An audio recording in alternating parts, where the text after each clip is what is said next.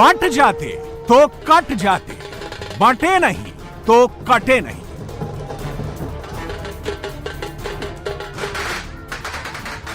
बिहार के भूमिहार राजपूत नहीं बटे, बिहार के कुशवाहा नहीं बटे, बिहार के कुर्मी नहीं बटे, ईबीसी एकदम नहीं बटे। सबने मिलजुल कर नीतीश कुमार सरकार की वापसी करा दी।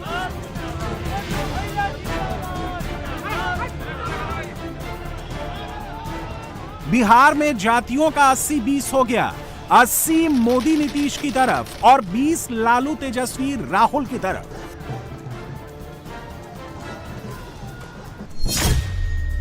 बिहार विधानसभा में भूमिहार विधायकों की संख्या पहले 17 थी।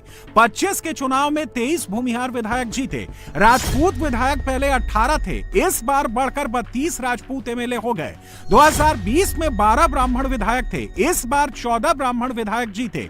2020 के चुनाव में 16 कुशवाहा विधायक चुने गए थे। 2025 में कुशवाहा विधायक बढ़कर 16 से 23 हो गए। बिहार विधानसभा में पहले 10 कुर्मी विधायक थे, अब वो बढ़कर 25 हो गए हैं। 2020 में 22 वैश्य एमएलए इलेक्ट हुए थे, इस बार 25 बनिया विधायक जीते हैं। नरेंद्र मोदी। बिहार के बारे में अक्सर कहा जाता है कि जाति कभी जाति नहीं। बिहार चुनाव रिजल्ट के बाद कई लोग कहने लगे हैं कि जाति का तिलिस्म टूट गया। असल में जाति का तिलिस्म टूटा नहीं है, बिहार की जातियां एकजुट हो गई हैं। मोदी नीतीश के लिए अगड़े साथ आ गए, पिछड़े एकजुट हो गए। अति पिछड़े पहले से साथ थे, इस बार दलित और महादलित सब इकट्ठा हो गए। लालू को अगड़े वोट नहीं करते, बिहार के जमींदार भूमिहार और राजपूत महागठबंधन की तरफ झांकते भी नहीं, क्योंकि 90 के दशक वाले अगड़ा वर्सेस माओवादी संघर्ष में लालू ने माले का साथ दिया था। तेजस्वी यादव ने अगड़ों को रिझाने के लिए इस बार कई भूमिहारों को टिकट दिया, लेकिन तेजस्वी का प्लान फेल हो गया। वैशाली की लालगंज सीट से दबंग भूमिहार मुन्ना शुक्ला की बेटी शिवानी शुक्ला लालटेन सिंबल पर हार गई। मोकामा में सूरजभान सिंह की पत्नी वीणा देवी ने लालटेन पकड़ी तो लालटेन बुझ गई। यहां से जेडीयू के टिकट पर अनंत सिंह जीते। सिर्फ मटिहानी सीट पर आरजेडी के दबंग भूमिहार नेता बोगो सिंह की जीत हुई। अगड़े आरजेडी के साथ हाय नहीं, पिछड़ों ने लालटेन पकड़ा नहीं और बिहार के अति पिछड़े कभी लालू यादव के साथ थे ही नहीं। जाति के नाम पर तेजस्वी के साथ सिर्फ यादव बचे, वो भी आधे। तेजस्वी यादव ने सबसे ज्यादा 52 यादव कैंडिडेट उतारे थे। यादव वोट जोड़ने के चक्कर में तेजस्वी ने अन्य पिछड़ी जातियों और अति पिछड़ों को नाराज किया, लेकिन तेजस्वी यादव के पास यादव भी नहीं बचे। बिहार चुनाव में इस बार सबसे ज्यादा यादव ही बटे। विधायक से होगा कि मुख्यमंत्री से होगा। बिहार में 14% आबादी वाले यादव समुदाय के 28 विधायक विधानसभा पहुंचे हैं। 2020 में यादव टाइटल वाले 55 विधायक चुनाव जीते थे, इस बार उनकी संख्या आधी रह गई। 28 में भी 15 विधायक एनडीए के हैं, 11 यादव विधायक ही आरजेडी के हैं। एनडीए ने 23 यादव उम्मीदवार उतारे थे, जिनमें से 15 यादव उम्मीदवारों ने जीत दर्ज की, यानी एनडीए के यादव उम्मीदवारों का स्ट्राइक रेट रहा 65%। बीजेपी के 8 में से 5, जेडीयू के 10 में से 8 और एलजेपी के 5 में से 2 यादव उम्मीदवारों ने जीत दर्ज की। आरजेडी ने 52 यादव उम्मीदवार उतारे, सिर्फ 11 जीते। इस तरह आरजेडी के यादव उम्मीदवारों का स्ट्राइक रेट रहा सिर्फ 21%। सीवान सीट से 6 बार के विधायक अवध बिहारी चौधरी हार गए। दानापुर सीट से आरजेडी के बाहुबली रीतलाल यादव चुनाव हार गए। झाझा सीट से पूर्व केंद्रीय मंत्री जयप्रकाश नारायण यादव हार गए। छपरा से खेसारी लाल यादव को जिताने के लिए तेजस्वी यादव और अखिलेश यादव ने कंबाइंड फोर्स लगा दी थी, फिर भी खेसारी लाल यादव हार गए। खेसारी अकेले नहीं हारे, बल्कि पूरे सारण क्षेत्र में आरजेडी को कमजोर करके हारे। राघोपुर यादव वोट का किला है, इस किले से भी तेजस्वी यादव खुद हारते हारते बचे। यादव वोट बटा तो लालू का परिवार भी बट गया, परिवार का झगड़ा खुलकर सामने आ गया। लालू को किडनी देने वाली रोहिणी ने फैमिली बम के पतीले को माचिस दिखा दिए। ये बम आने वाले दिनों में फटता रहेगा और लालू परिवार को दर्द देता रहेगा। लालू की बेटी ने परिवार टूटने के पीछे तेजस्वी के सहयोगी संजय यादव और आरजेडी के सोशल मीडिया इंचार्ज रमीज पर आरोप लगाए हैं। ये दोनों तेजस्वी यादव के करीबी हैं। इस चुनाव ने लालू परिवार से बड़ा बेटा छीन लिया। तेज प्रताप यादव जयचंद करते करते जयचंद के शिकार हो गए। अब लालू परिवार की बेटी परिवार से अलग हो रही है। लालू का वाई वोट तो टूटा ही टूटा, एम वोट पूरी तरह से बिखर गया। मुस्लिम बहुल सीमांचल में भी लालटेन बुझ गई। सीमांचल में भगवा छा गया। बिहार इलेक्शन रिजल्ट के बाद ये मैप देखिए, इसमें पूरे राज्य में बीजेपी और जेडीयू का रंग छाया हुआ है, लेकिन सबसे मार्के वाली जगह है सीमांचल, जहां 68 से 70% मुसलमान हैं। वहां भी 24 में सिर्फ एक सीट रानीगंज में आरजेडी का कैंडिडेट जीता है। किशनगंज, कटिहार, पूर्णिया और अररिया, इन 4 जिलों को मिलाकर सीमांचल में बिहार विधानसभा की 24 सीटें आती हैं। बीजेपी ने यहां 7 सीटें जीती हैं। जेडीयू ने सीमांचल की 5 सीटें जीती हैं। एलजेपी रामविलास ने सीमांचल की 2 सीटें जीती हैं। इस तरह एनडीए के खाते में सीमांचल की 14 सीटें आई। एआईएमआईएम ने सीमांचल की 5 सीटें जीती। कांग्रेस ने सीमांचल की 4 मुस्लिम बहुल सीटों पर कब्जा किया। आरजेडी के खाते में सीमांचल की सिर्फ 1 सीट आई। कुल मिलाकर बिहार चुनाव ने 80% को एक तरफ कर दिया, बचे हुए 20% में भी बंटवारा कर दिया। बिहार में 17% मुस्लिम वोटों के 3 हिस्सेदार हैं। पहला हिस्सा ओवैसी का है, दूसरा हिस्सा तेजस्वी का है और तीसरा हिस्सा राहुल गांधी का है। जहां तक यादव वोट की बात है, उसका बड़ा हिस्सा मोदी की तरफ शिफ्ट हो रहा है। हरियाणा, एमपी और महाराष्ट्र के यादव पहले ही शिफ्ट हो चुके हैं। यूपी, बिहार के यादव बचे हुए थे। बिहार ने यहां भी शिफ्टिंग की शुरुआत कर दी है। जो राजनीति पर विवेचना करते हैं, उनको कई महीने लगने वाले हैं। बिहार के चुनाव नतीजों का क्या क्या प्रभाव होने वाला है, इसका एनालिसिस करने में। पिछले 2 साल से बिहार में ये जमानती नेता जो जमानत पर घूम रहे हैं, वे बिहार में जा करके जातिवाद का भाषण देते रहते थे और उनसे जितनी ताकत थी, उन्होंने जातिवाद का जहर फैलाने की थी। और पुराने जमाने से उनको लगता था शायद इससे उनका खेल हो जाएगा। बिहार के इस चुनाव ने जातिवाद के उस जहर को पूरी तरह नकार दिया है। ये देश के लिए बहुत ही उज्जवल संकेत है। 4 जून से 14 नवंबर तक मोदी ने देश की राजनीति को 180 डिग्री घुमा दिया है। 4 जून को जिन आंखों में आंसू थे, उन्होंने 14 नवंबर को मोदी को गमछा घुमाते हुए देखा। नरेंद्र मोदी यहां रुकने वाले नहीं हैं। अभी तो लड़ाई शुरू हुई है। मोदी ने पार्टी को अगला टारगेट दे दिया है। अब आज की इस विजय ने भाजपा कार्यकर्ताओं को केरला, तमिलनाडु, पुडुचेरी, असम और पश्चिम बंगाल में भी नई ऊर्जा से भर दिया है।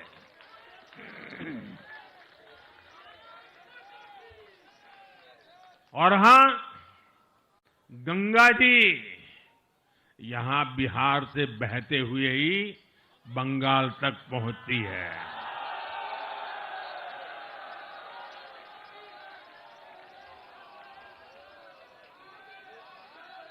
बिहार ने बंगाल में भाजपा की विजय का रास्ता भी बना दिया है।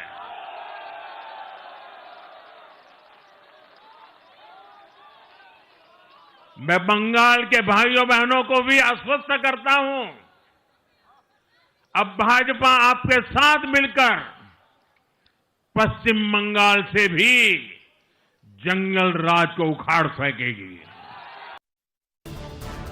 बिहार के बाद नरेंद्र मोदी के सामने टफ चुनाव आने वाला है। 26 में केरल का चुनाव है, जहां लेफ्ट की सरकार है। 26 में तमिलनाडु का चुनाव है, जहां डीएमके की सरकार है। 26 में ही पुदुचेरी का चुनाव है, जहां बीजेपी गठबंधन वाली सरकार में शामिल है। 26 में असम का भी चुनाव है, वहां बीजेपी की सरकार है। और 26 में ही पश्चिम बंगाल का चुनाव है, जहां ममता बनर्जी की सरकार है। इन 5 राज्यों में सिर्फ असम में बीजेपी की सरकार है, बाकी सभी जगहों पर नरेंद्र मोदी को सिस्टम से लड़ते हुए चुनाव लड़ना है। क्या नरेंद्र मोदी ने बंगाल लड़ने का फॉर्मूला खोज लिया है? मोदी, योगी, शाह और नीतीश कुमार ने पूरे बिहार में लालू राबड़ी के जंगल राज को हाईलाइट किया। इससे 80-20 करने में मदद मिली। जाति के बंधन को तोड़कर लोग एनडीए के साथ आए, लोग जुड़ते चले गए और कारमा बढ़ता चला गया। नरेंद्र मोदी ने उसी जंगल राज फॉर्मूले को बंगाल पर लागू करने का संकेत दे दिया है। मोदी ने बिहार में जंगल राज वालों के पुराने MY फॉर्मूले को ध्वस्त करके महिला और यूथ का MY फॉर्मूला दिया। लेकिन बंगाल का पॉलिटिकल ग्राउंड थोड़ा अलग है। सांप्रदायिक माय फॉर्मूले को पूरी तरह ध्वस्त कर दिया। बंगाल में जातियों का सेटअप बिहार जैसा नहीं है। बंगाल का जाति समीकरण बिहार से अलग है। बंगाल में बिहार की तरह महिला वोटर असरदार हैं, लेकिन बंगाल की महिलाएं ममता के साथ अटैच हैं। बिहार में 80-20 करने में सरकारी योजनाओं का बड़ा हाथ रहा। बंगाल में ऐसी योजनाएं पहले से चल रही हैं। तेजस्वी यादव के खाते में किसी योजना का सक्सेस नहीं था। ममता के खाते में 15 साल की सक्सेस स्टोरी है। ममता की योजनाओं का डिलीवरी मैकेनिज्म लगभग वैसा ही है जैसा नरेंद्र मोदी का डिलीवरी मैकेनिज्म है। बंगाल में SIR शुरू हो चुका है। बीजेपी कहती है कि बंगाल में भी वोटर लिस्ट की सफाई होगी, घुसपैठिए बाहर निकाले जाएंगे। ममता इसका विरोध कर रही हैं। वो पदयात्रा निकाल चुकी हैं। बंगाल के गांव-गांव में तृणमूल का काडर लगा हुआ है। SIR करना चुनाव आयोग का काम है, ये सुप्रीम कोर्ट ने कह दिया है। लेकिन SIR करने वाले बूथ लेवल ऑफिसर ममता सरकार के अंडर में काम करेंगे, इसलिए बंगाल में हालात बिहार से अलग है। अब देखिए मोदी के फेवर में क्या है। 2021 के बंगाल चुनाव में ममता का वोट परसेंट 45% से बढ़कर 48% हो गया था। बीजेपी का वोट परसेंट 10% से बढ़कर 38% पर पहुंच गया था। 2021 में ममता की सीटें 211 से बढ़कर 215 हो गई थी। बीजेपी की 4 सीट से बढ़कर 77 हो गई थी। बीजेपी को बंगाल में कुल मिलाकर यह करना है कि अपने वोट परसेंट को 6% बढ़ाना है और तृणमूल का वोट परसेंट 6% घटाना है। 6% का वोट शिफ्ट बीजेपी को 38% से 44% तक पहुंचा देगा और तृणमूल कांग्रेस को 48 से 42 पर ला देगा। यानी बंगाल में 6% से खेला हो जाएगा। ममता की पार्टी को भी लगने लगा है कि इस बार चैलेंज रियल है। नरेंद्र मोदी जी जो बोल रहे हैं, ये बिहार रिजल्ट लेकर बंगाल के बारे में, वो पूरा उनका एक पॉलिटिकली मोटिवेटेड स्टेटमेंट। वो भी जानता है बंगाल में आने वाला चुनाव में ममता बनर्जी 4th टाइम के लिए चीफ मिनिस्टर होने वाली है। ऐसा है, बिहार का जो रिजल्ट है उसके साथ बंगाल का ऊपर उसका कोई इम्पैक्ट ही नहीं होगा, क्योंकि बिहार में जो फैक्टर्स वोट में है और बंगाल का जो फैक्टर्स है कॉम्प्लीटली डिफरेंट। और बिहार में वो जो कुछ किया एलिगेशन आ रहा है, बंगाल में तृणमूल कांग्रेस फाइट कर रहा है। तो इसीलिए वो जिस तरह बिहार लेकर प्रधानमंत्री जी बोल रहे हैं, देखिए उनको याद रहना चाहिए आपकी बार 200 पार 2021 क्या हुआ था। मोदी जी दिल्ली पैसेंजर ही पूरा फेल कर गए। भाजपा जनता उनको दोस्त नहीं समझे, वो दुश्मन है बंगाल के लिए। यूपी में अखिलेश यादव ने अभी से पोस्टर बदल दिया है। अखिलेश ने पीडीए का फुल फॉर्म भी चेंज कर दिया है। इस पोस्टर में अखिलेश डेवलपमेंट, तरक्की और खुशहाली की बातें करने लगे हैं। पीडीए की उनकी नई डेफिनेशन है plan, develop and asset. Akhilesh Yadav के इस डर की वजह समझिए। बिहार में अखिलेश यादव ने भी प्रचार किया। बिहार में योगी आदित्यनाथ ने भी प्रचार किया। योगी ने 31 जगहों पर रैलियां और जनसभाएं की। इन 31 में से 27 सीटों पर एनडीए को जीत मिली। योगी का स्ट्राइक रेट रहा 87%। अखिलेश यादव ने बिहार में 22 रैलियां की। इन 22 सीटों में से महागठबंधन को केवल 2 सीटों पर जीत मिली। इस तरह अखिलेश का स्ट्राइक रेट रहा केवल 9%। इससे लगा हुआ जो राज्य है वह बिहार है और कल बिहार की जनता जनार्दन ने जो फैसला किया है प्रधानमंत्री मोदी जी के मार्गदर्शन और नेतृत्व में डबल इंजन की एनडीए सरकार विकास, सुरक्षा और सुशासन के लिए कैसे कार्य करती है और कैसे कार्य करना चाहिए, बिहार की जनता जनार्दन की द्वारा लोकतंत्र की प्रक्रिया में भाग लेकर के कल जो जनादेश दिया गया है, इसके लिए मैं बिहार की जनता जनार्दन का भी हृदय से अभिनंदन करता हूं। बहनों और भाइयों, उत्तर प्रदेश और बिहार यह एक साझी संस्कृति के पर्याय हैं। प्रभु राम और माता जानकी का पवित्र संबंध जितना अटूट है उतना ही उत्तर प्रदेश और बिहार का संबंध भी अटूट है, मजबूत है। बिहार की हार में अखिलेश को यूपी हारने का खौफ दिख रहा है। इस डर को मिटाने के लिए वो 24 की जीत याद करते हैं। यूपी में हम लोगों ने हार से ही सीखा है और हार से ही सीखने का मौका मिलता है। जब आप बिल्कुल नीचे पहुंच जाते हैं तब आपको लगता है कि वो ऊंचाई पर कैसे पहुंचे। हम हारे थे, मुझे याद है हमें 5 सीट मिली थी, मैं सरकार नहीं बना पाया और उसके बाद डबल इंजन, उन दोनों डबल इंजनों को हमने हराया और ऐसी ऐसी सीटें वो हारे हैं अभी भी शायद वो कल्पना नहीं कर सकते। अभी बिहार की जीत यूपी की जीत को बराबरी नहीं कर सकता। यूपी की जीत अलग जीत है, बिहार की जीत अलग जीत है। आप बिहार जीत सकते हैं लेकिन यूपी की जो हार हुई है उसको अभी हार में जीत में बदलने में समय है, उसके लिए हम लोग तैयार हैं। यूपी में आज तक ऐसा कभी नहीं हुआ कि कोई मुख्यमंत्री लगातार तीसरी बार चुनाव में उतरे और जीत जाए। लगातार 15 साल यूपी में कोई मुख्यमंत्री रहा ही नहीं। योगी कार्यकाल के मामले में पहले ही रिकॉर्ड बना चुके हैं, अब वो 27 और उससे भी आगे देख रहे हैं। देखिए, श्री अखिलेश यादव जी हार की हताशा के गर्त में डूब गए। समाजवादी पार्टी का राजनीतिक भविष्य रिजल्ट के बाद पूरी तरह से अंधकारमय हो गया। वह बिहार में कह रहे थे कि हम अवध में हराए हैं और मगध में हराए हैं, और हम कह रहे हैं हम मगध भी जीत गए हैं, अवध और यूपी जीतने जा रहे हैं 2027 में। बिहार की हार और जातियों के बिखराव, खासकर यादव और मुस्लिम वोटों के टूट जाने से अखिलेश यादव का डरना लाजमी है। तेजस्वी और अखिलेश का वोट बैंक लगभग एक जैसा है। अखिलेश के पास भी M+Y है, जैसे पिछले 1 साल से वो पीडीए कह रहे हैं। इस पीडीए के पी का पिछड़ा दरअसल यादव है, पीडीए का ए अल्पसंख्यक यानी मुसलमान है और पीडीए का डी दलित है, जो अखिलेश अपने पास लाना चाहते हैं, लेकिन दलित सपा पर भरोसा करने को तैयार नहीं है। 24 के चुनाव में राहुल गांधी ने दलितों को संविधान और आरक्षण खत्म होने का डर दिखाकर डराया और सपा को दलित वोट ट्रांसफर कराए। 25 आते आते माहौल पूरी तरह बदल चुका है। बिहार के औरंगाबाद जिले की दलित सुरक्षित कुटुंबा सीट पर कांग्रेस के अपने दलित प्रदेश अध्यक्ष राजेश राम चुनाव हार गए। राहुल गांधी ने जिस नेता को 5% रविदास वोट का पोस्टर बॉय बनाया था, वो अपनी सीट तक नहीं निकाल सका। अब वो राहुल यूपी में अखिलेश को दलित वोट कैसे दिलाएंगे? कांग्रेस की राजनीति का आधार अब सिर्फ और सिर्फ नेगेटिव पॉलिटिक्स हो गया है। कांग्रेस के पास देश के लिए कोई पॉजिटिव विजन नहीं है। सच्चाई यह है कि आज कांग्रेस, और मैं बहुत गंभीरता के साथ कहता हूं,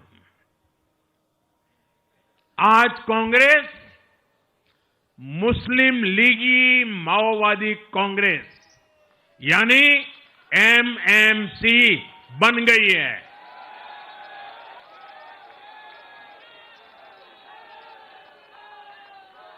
ये कांग्रेस मुस्लिम लीगी माओवादी कांग्रेस है, ये MMC है।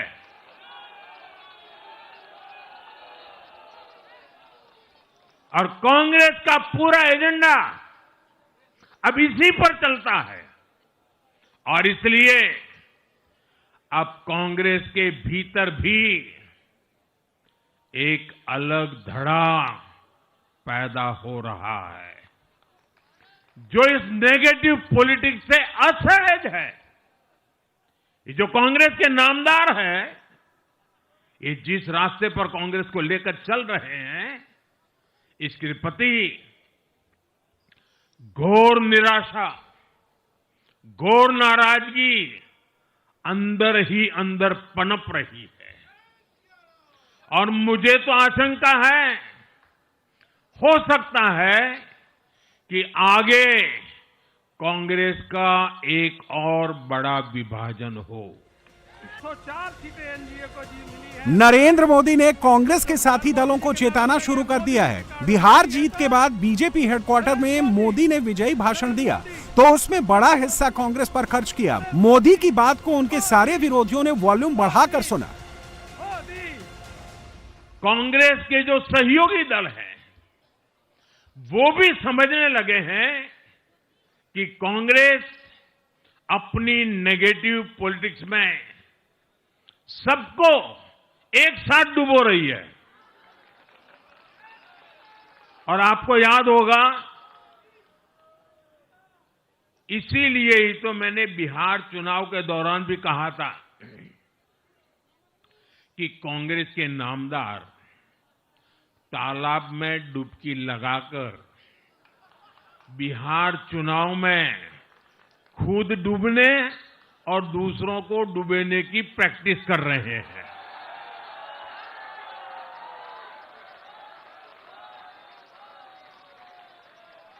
साथियों, मैंने पहले भी इसी मंच से कांग्रेस के सहयोगियों को चेताया था। मैंने कहा था कि कांग्रेस एक लायबिलिटी है, कांग्रेस एक ऐसी परजीवी है जो अपने सहयोगियों के वोट बैंक को निगलकर अपनी वापसी करना चाहती है। इसलिए कांग्रेस से सावधान रहने की जरूरत उसके सहयोगियों को भी है। आज बिहार में आरजेडी को सांप सूंघा हुआ है। मोदी के इस चेतावनी के बाद भी अखिलेश यादव रिस्क नहीं लेंगे। वो कांग्रेस से गठबंधन जरूर करेंगे। कांग्रेस माओवादी मुस्लिमवादी परजीवी पॉलिटिक्स के खतरे को समझते हुए भी अखिलेश मजबूरी का गठबंधन करेंगे। तब मोदी और योगी के पास अखिलेश के खिलाफ एक हथियार पहले से तैयार होगा। मोदी ने अभी से चेतावनी दे दी है।